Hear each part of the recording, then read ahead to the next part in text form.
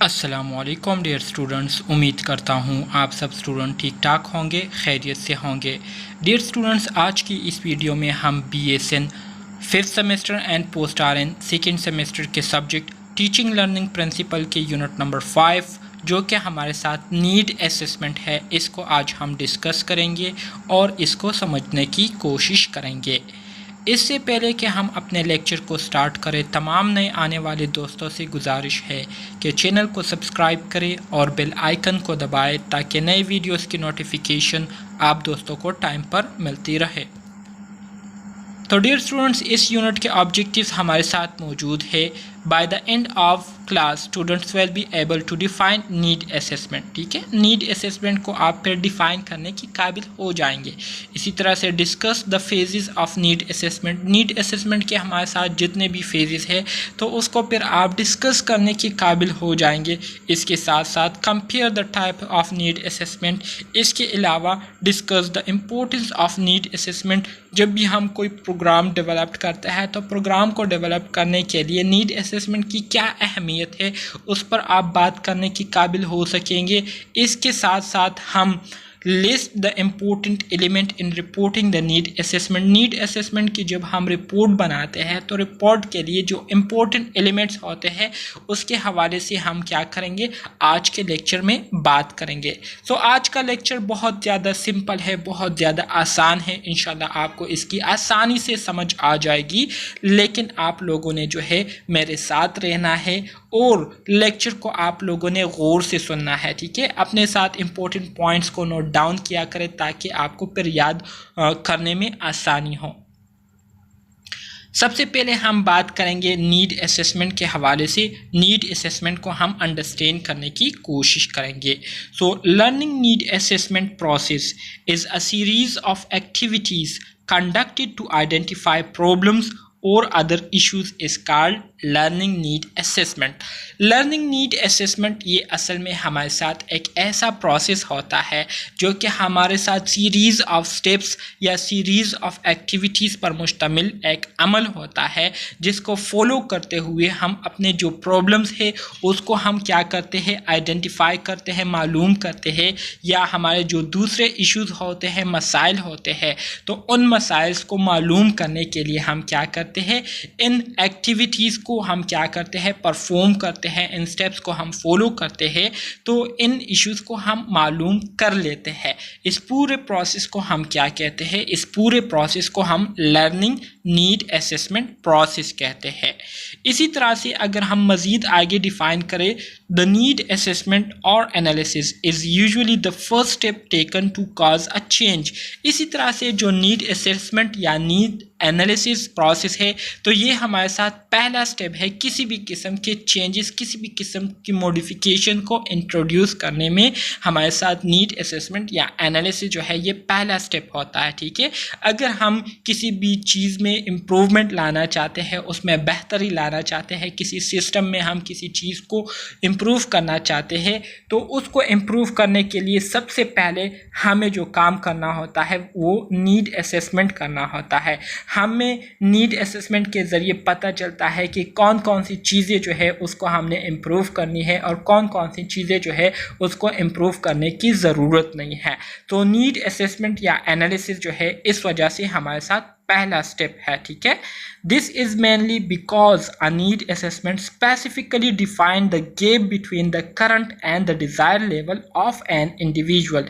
अब need assessment ये हमारे साथ पहला स्टेप इस वजह से है क्योंकि नीड असेसमेंट जो है ख़ास तौर पर हमें जो है दो चीज़ों के दरमियान जो गैप होता है, जो डिफरेंस होता है, जो कमी होती है, तो उस कमी के हवाले से हमें क्या करती है, इंफॉर्मेशन प्रोवाइड करती है। मिसाल के तौर पर आप स्टूडेंट्स को अभी नीड असेसमेंट या लर्निंग नीड असेसमेंट के बारे में अभी पता नहीं है, तो आपकी जो मौजूदा कंडीशन है वो ऐसी है कि आपको किसी भी चीज़ के बारे में पता नहीं है। ठीक है, और आप क्या चाहते हैं, आप चाहते हैं कि हमें नीड असेसमेंट के बारे में पता चल जाए।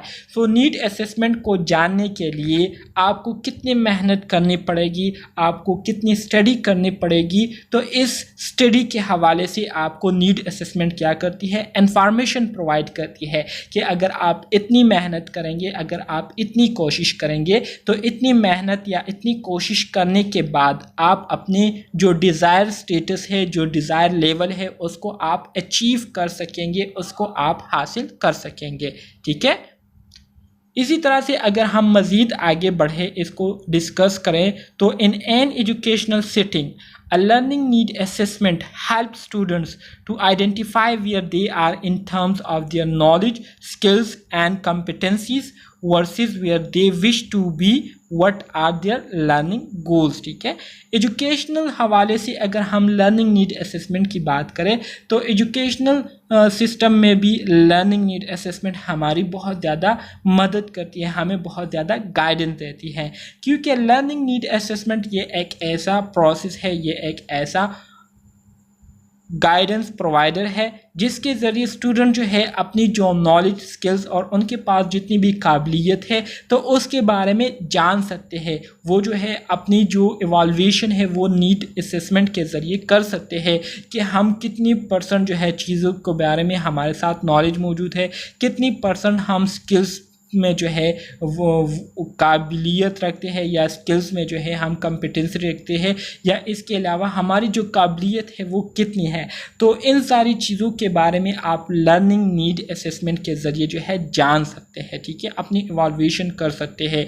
इसके अलावा आप क्या चाहते हैं कि आपकी जो नॉलेज है वो कैसी हो, आपके पास जो स्किल है वो कैसे होने चाहिए, या आप कितनी अपने आप को जो है काबिल बनाना चाहते हैं। तो इसके हवाले से भी लर्निंग नीड असेसमेंट क्या करती है, हमें गाइडेंस प्रोवाइड करती है, हमें बताती है कि हमारी जो मौजूदा कंडीशन है वो कैसी है और हमें डिज़ायर कंडीशन को अचीव करने के लिए कितनी मेहनत करनी पड़ेगी। तो इन सारी चीज़ों के हवाले से लर्निंग नीड असेसमेंट हमें बहुत डिटेल के साथ इंफॉर्मेशन जो है प्रोवाइड करती है, गाइडेंस प्रोवाइड करती है। मज़ीद अगर हम डियर स्टूडेंट्स आगे बढ़े तो कहते हैं कि adult learns better when they can see a reason और relevance as to why they are following a programme of study. ठीक है, कहते हैं कि जितने भी एडल्ट लर्नर होते हैं तो ये लोग जब चीज़ों को सीखते, जब चीज़ों को देखते हैं, चीज़ों को ऑब्ज़र्व करते हैं, ठीक है, तो ऑब्ज़र्व करने की वजह से ये लोग जो है चीज़ों को आसानी से सीख लेते हैं, क्योंकि जब वो लोग चीज़ों को ऑब्ज़र्व करते हैं तो ऑब्ज़र्व करने के बाद फिर इनको पता चल जाता है कि हम जो चीज़ को फॉलो कर रहे हैं तो क्यों फॉलो कर रहे हैं, या अगर एक चीज़ की मुतालबा अगर एक बुक को हम स्टडी कर रहे हैं तो क्यों स्टडी कर रहे हैं। तो इन सारी चीज़ों को वो देखकर, उसको ऑब्ज़र्व करके फिर इनको जो है इन सारी चीज़ों के बारे में आसानी से समझ आ जाती है और बेहतर तरीके से आ जाती है।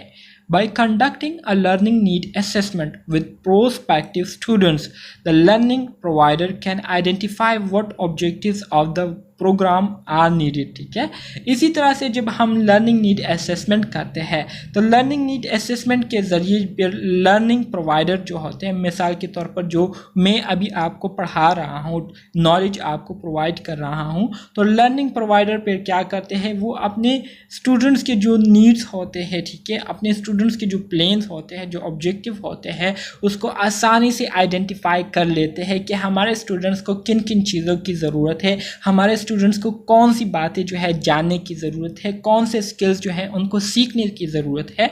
तो ये सब कुछ जो है लर्नर या लर्निंग प्रोवाइडर जो है वो लर्निंग नीड असेसमेंट के ज़रिए जान लेते हैं।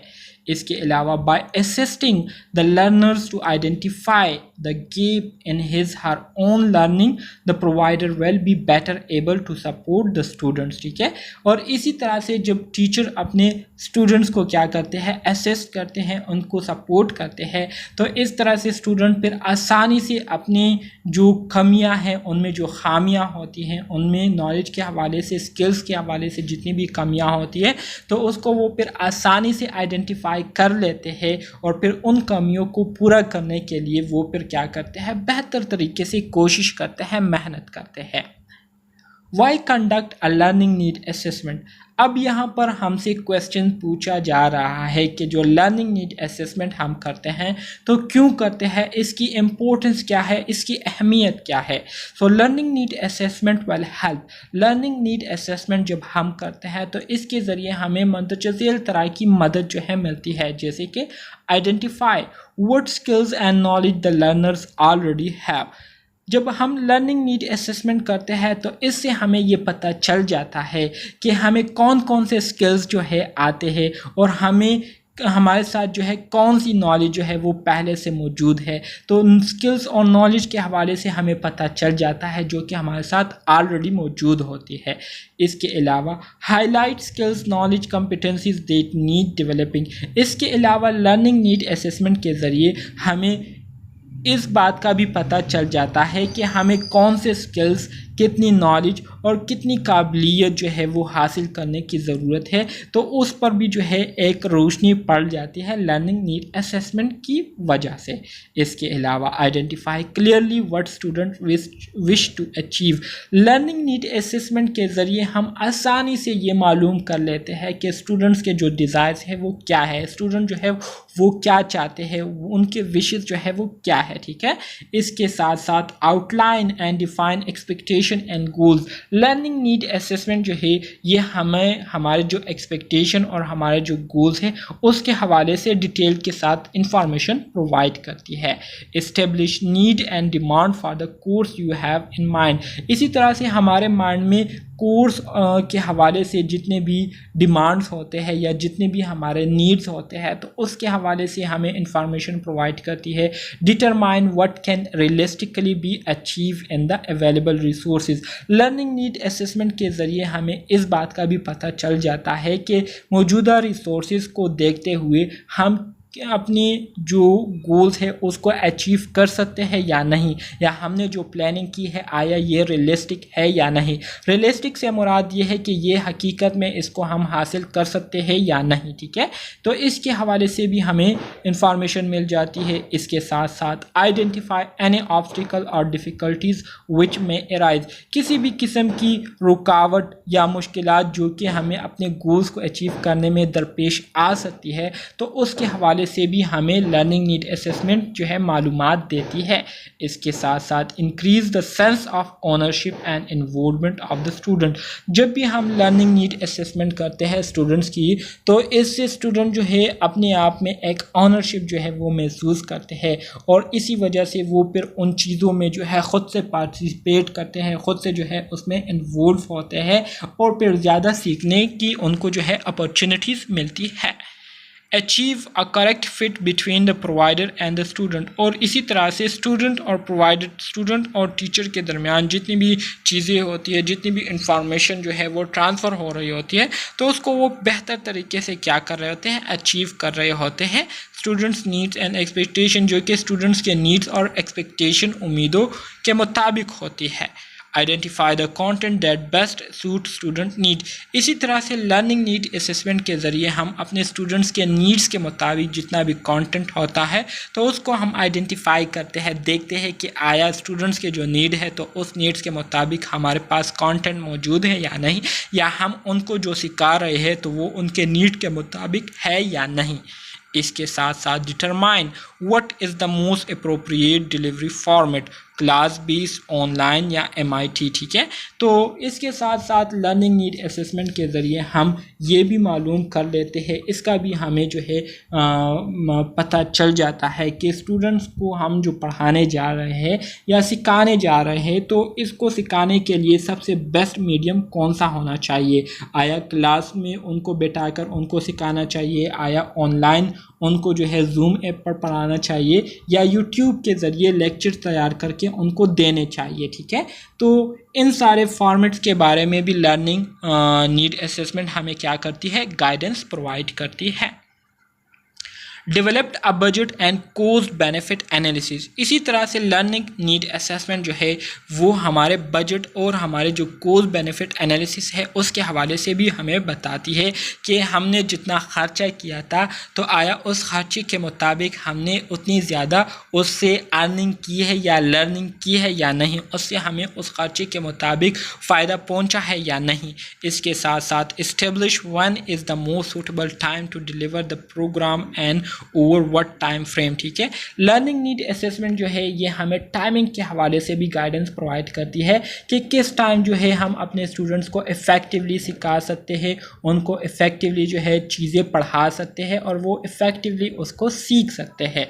Certain the most suitable evolution mechanism. और इसी तरह से लर्निंग नीड असेसमेंट ये एक ऐसा प्रोसेस है जिसके ज़रिए हम बेहतर तरीके से इवॉल्यूशन मेकेनिज़म को फॉलो कर सकते हैं और अपने स्टूडेंट्स की इवॉल्यूशन कर सकते हैं कि आया हमने अपने स्टूडेंट्स को जितना पढ़ाया, जितना सिखाने की कोशिश की, तो आया उन्होंने उससे कुछ सीखा है या नहीं।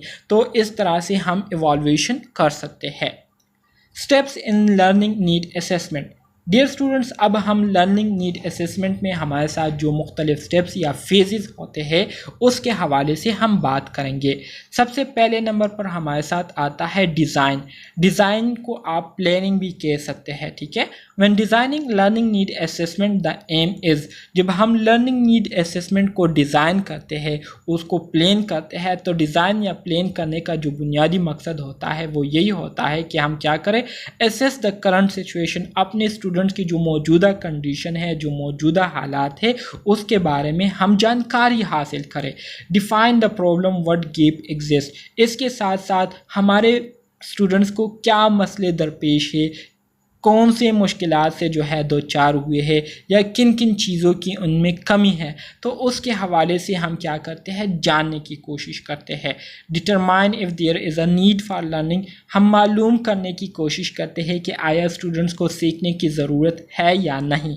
इसके साथ साथ इवॉल्वेट एग्जिस्टिंग लर्निंग, उनकी जो मौजूदा उनके पास नॉलेज, जो स्किल्स, जो कंपिटेंसीज होती है उसकी हम इवॉल्यूशन करते हैं कि आया उनके पास जो स्किल मौजूद है, जो नॉलेज मौजूद है, वो काफ़ी है या नहीं।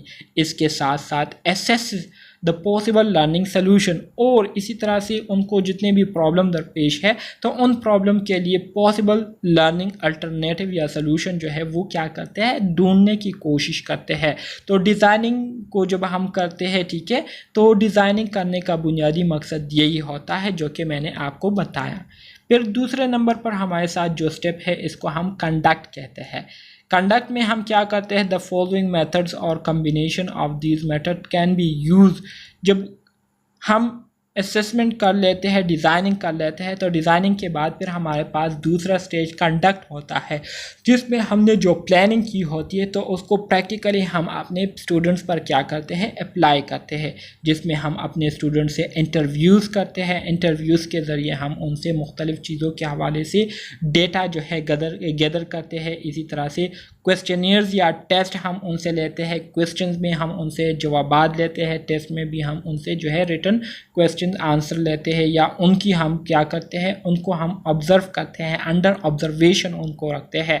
तो इन्हीं तरीक़ों से हम अपने जो स्टूडेंट्स होते हैं, अपने जो पेशेंट होते हैं, उनसे हम क्या करते हैं, डेटा गैदर करते हैं। लास्ट में हमारे साथ जो स्टेप है वो है analyse.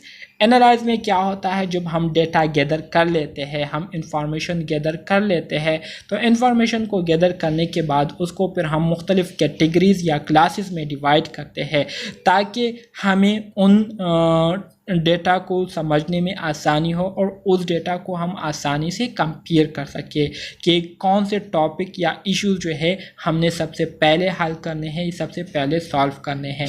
Is there a fit between trends emerging and the capabilities of learning provider. ठीक है, तो ये सारी चीज़ें हम एनालाइज या एनालिसिस में करते हैं। Suggestion for reflection, what factor does the education provider need to consider when planning a course. जब भी हम कोर्स को प्लान कर रहे होते हैं तो प्लान करने के दौरान कौन सी चीज़ें जो है, कौन सी बातें जो है हमें जहन में रखनी चाहिए। ठीक है, इसी तरह से how do you involve learner before you launch your programme. आप अपने स्टूडेंट्स को पढ़ाने से पहले किस तरह से आप अपने स्टूडेंट्स को जो है अपने साथ इन्वॉल्व करेंगे, ठीक है, अपने साथ जो है लेक्चर के लिए उनको तैयार करेंगे। How do you analyse your learner need, किस तरह से आप अपने स्टूडेंट्स की जो नीड्स है उसको एनालाइज करेंगे, ठीक है, कि आया इनको इसकी ज़रूरत है या नहीं। How might you consider involving your learner through out the course, किस तरह से आप जो है अपने स्टूडेंट्स को जो है पूरे कोर्स के दौरान अपने साथ इन्वॉल्व रखेंगे। तो इन सारी चीज़ों के हवाले से हम क्या करते हैं, रिफ्लेक्शन करते हैं, क्वेश्चन जो है वो क्रिएट करते हैं और फिर इन्हीं क्वेश्चन के लिए हम सोल्यूशन जो है फाइंड आउट करते हैं। मज़ीद आगे बढ़ते हैं। Educational goals are statement they describe the competency, skills and attribute that student should possesses upon completion of a course और प्रोग्राम्स, ठीक है। एजुकेशनल गोल्स से मुराद ये है कि ये हमारे साथ वो स्टेटमेंट्स होती है जिसके ज़रिए हमें पता चलता है कि आया इस स्टूडेंट्स में जो है ये काबिलियत, ये स्किल्स, ये नॉलेज जो है इन स्टूडेंट्स के पास है या नहीं, जिसके ज़रिए ये स्टूडेंट जो है अपने जो गोल्स, अपने जो प्लानिंग है या अपने जो कोर्स है उसको कंप्लीट कर सके। सो उनके कोर्स प्लानिंग प्रोग्राम को कंप्लीट करने के लिए आया इस स्टूडेंट्स के पास इतनी काबिलियत है या नहीं, इतने स्किल्स है या नहीं, या इतनी इनमें खसूसियत है या नहीं। तो इन सारी चीज़ों के हवाले से हमें जो स्टेटमेंट मिलती है तो उस स्टेटमेंट को हम क्या कहते हैं, एजुकेशनल गोल कहते हैं। जैसे कि आप स्टूडेंट्स का एजुकेशनल गोल ये है कि आप लोगों ने BSN कंप्लीट करके आप लोगों ने जो है एक प्रोफेशनल नर्स बनना है, और इसी तरह से पोस्ट RN स्टूडेंट्स का गोल ये है कि इन्होंने पोस्ट RN कंप्लीट करके इन्होंने जो है प्रोफेशनल नर्सेज बननी है, ठीक है। इनकी जो एजुकेशन मतलब डिग्री है, ठीक है, या जो डिप्लोमा है वो जो है डिग्री में कन्वर्ट हो जाएगी, वो अपग्रेड हो जाएगी। तो ये आपके क्या है, एजुकेशनल गोल्स है। तो इन्हीं एजुकेशनल गोल्स को जब हम डिफ़ाइन करते हैं तो इसका मतलब ये होता है कि हम देखते हैं कि स्टूडेंट्स में ये इतनी काबिलियत मौजूद है या नहीं, इनके पास इतने स्किल्स है या नहीं कि ये अपने इन गोल्स को इन स्किल्स काबिलियत के ज़रिए अचीव कर सके। They often operate with in the interacting domain of knowledge, skills and attribute, ठीक है। और इसी तरह से ये लोग अपने नॉलेज, स्किल्स और जो एटीट्यूड है इसको क्या करते हैं, टाइम के साथ साथ जो है इसको देखते रहते हैं, उस पर अमल करते हैं और अपने गोल्स की तरफ मूव करते हैं। Defining educational goal is a process which involves identifying objectives, selecting attainable short-term goals and formulating a plan for attaining these goals, ठीक है। Educational goals are different for each individual। इसी तरह से educational goals को अगर हम मज़ीद define करें तो ये एक ऐसा प्रोसेस होता है, एक ऐसा अमल होता है जिसके ज़रिए हम अपने जो ऑब्जेक्टिव्स है उसको हम आइडेंटिफाई करते हैं, अपने लिए शॉर्ट टर्म्स गोल्स जो कि हमारे लिए अटेनेबल हो, जिसको हम अचीव कर सकते हो, उसको सेलेक्ट करते हैं। और इसी तरह से इन गोल्स को अटेन करने के लिए, हासिल करने के लिए हम प्रॉपर प्लानिंग करते हैं, जिसके ज़रिए हमने अमल करके अपने गोल्स को हासिल करना होता है। इसके साथ साथ यहाँ पर एक इम्पॉर्टेंट बात ये भी है कि जो एजुकेशनल गोल्स होते हैं तो ये हर एक स्टूडेंट के दूसरे स्टूडेंट से क्या होते हैं, मुख्तलिफ होते हैं, ठीक है। तो आइडेंटिफाइंग एजुकेशनल या identifying objectives is an important first step because they differ for everyone. First it is important to define what one means by education, ठीक है।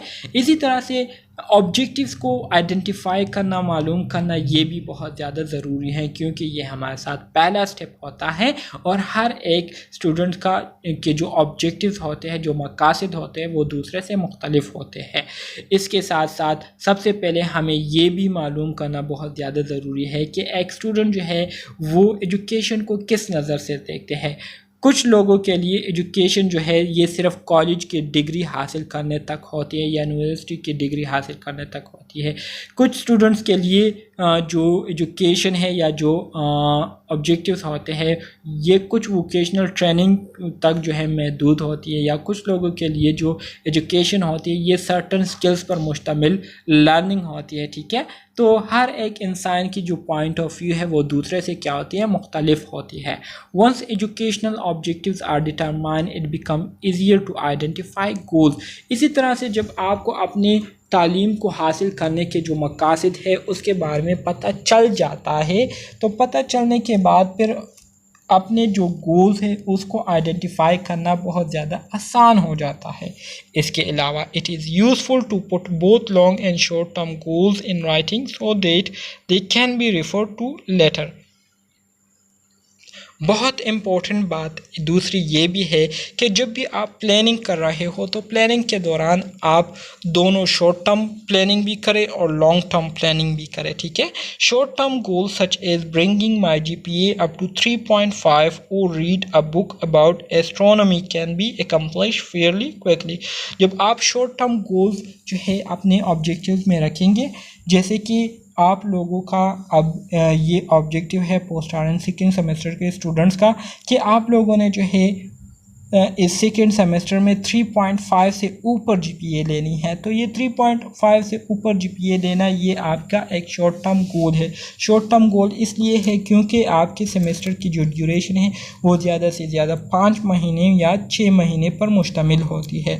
लॉन्ग टर्म गोल से मुराद ये है कि ये ऐसे गोल्स होते हैं जिसको पूरा करने के लिए आपको ज़्यादा से ज़्यादा 1 साल या 1 साल से भी ज़्यादा अरसा जो है वो दरकार हो, तो उसको हम लॉन्ग टर्म गोल कहते हैं। लॉन्ग टर्म गोल जैसे कि graduate with bachelor degree in computer science या लर्न टू स्पीक इटालियन, जैसे कि आपका लॉन्ग टर्म गोल ये है कि आप लोगों ने पोस्ट RN जो है इसको क्या करना है, कंप्लीट करना है, इसकी डिग्री आप लोगों ने लेनी। तो डिग्री लेने के लिए जाहिर बात है आपको 1 साल नहीं बल्कि 2 साल जो है वो मेहनत करनी होती है। तो ये आपका लॉन्ग टर्म गोल हो गया। The next step is to formulate a plan for how these goals will be accomplished. For example, if the goal is college degree, the plan would include visiting various campus and meeting with financial aid officer to discuss tuition payment option. इसी तरह से जो next steps आपके पास होता है वो है अपने लिए प्लानिंग बनाना, प्लानिंग फार्मूलेट करना कि किस तरह से मैंने अपने मकासद को हासिल करने हैं। मिसाल के तौर पर अगर एक स्टूडेंट जो है उनका जो मकसद है वो सिर्फ कॉलेज डिग्री हासिल करनी है, तो इसके लिए प्लानिंग करते हुए वो फिर मुख्तलिफ कॉलेजेस को विज़िट करेंगे और फाइनेंशियल एड ऑफिसर के साथ जो है वो क्या करेंगे, मीटिंग करेंगे, जिसमें वो अपने ट्यूशन पेमेंट ऑप्शंस के हवाले से क्या करेंगे, डिस्कशन करेंगे। As time passes it can help to refer the written goals often for inspiration. Crossing off short-term goals is an excellent way to keep oneself motivated to continue working the long term goal. इसी तरह से जब आप short term goals रखते हैं और short term goals को achieve करते हैं, तो शॉर्ट टर्म गोल्स को अचीव करने की वजह से आपको एक तरह की मोटिवेशन मिलती है कि यस मैंने ये काम कर दिया और मैं मज़ीद आगे मेहनत करूँगा ताकि मैं मज़ीद दूसरे गोल्स को अचीव कर सकूँ। तो इस तरह से शॉर्ट टर्म को अचीव करने की वजह से आपके पास मोटिवेशन आती है, जिससे आप फिर अपने लॉन्ग टर्म गोल को अचीव करने के लिए भी क्या होते हैं, जोश में होते हैं और पुरअज़म होते हैं। Some management academic would say that difference between goals and objective is that a goal is a description of a destination and an objective is a measure of the progress that is needed to get to the destination. In this context, goal are the long term outcome you need to achieve. ठीक है, कहते हैं कि कुछ academies के हवाले से goals और जो ऑब्जेक्टिव है इनको डिफरेंट पर्सपेक्टिव से देखा जाता है। कुछ लोग जो है गोल्स के हवाले से ये कहते हैं कि गोल से मुराद आपकी जो मंजिल है उसको कहते हैं गोल, और ऑब्जेक्टिव से मुराद ये है कि अपने मंजिल तक जाने के लिए या अपने मंजिल तक पहुंचने के लिए आपको जिन रास्तों की ज़रूरत होती है या जिन रास्तों से आप लोगों ने गुज़रना होता है, तो उन रास्तों को क्या कहते हैं, उन रास्तों को ऑब्जेक्टिव्स कहते हैं। ठीक है, यहाँ पर हमारे साथ गोल से मुराद लॉन्ग टर्म गोल है जिसको हमने क्या करना होता है, अचीव करना होता है। तो डियर स्टूडेंट्स, ये था हमारे साथ टीचिंग लर्निंग प्रिंसिपल का यूनिट नंबर 5 जो कि मैंने आप स्टूडेंट्स के साथ शेयर किया। उम्मीद करता हूँ आपको इसकी समझ आ गई होगी। अगर फिर भी कोई क्वेश्चन है, कोई भी कंफ्यूजन है, तो आप कमेंट बॉक्स में पूछ सकते हैं। मिलते हैं नेक्स्ट यूनिट में, तब तक के लिए अल्लाह हाफिज़।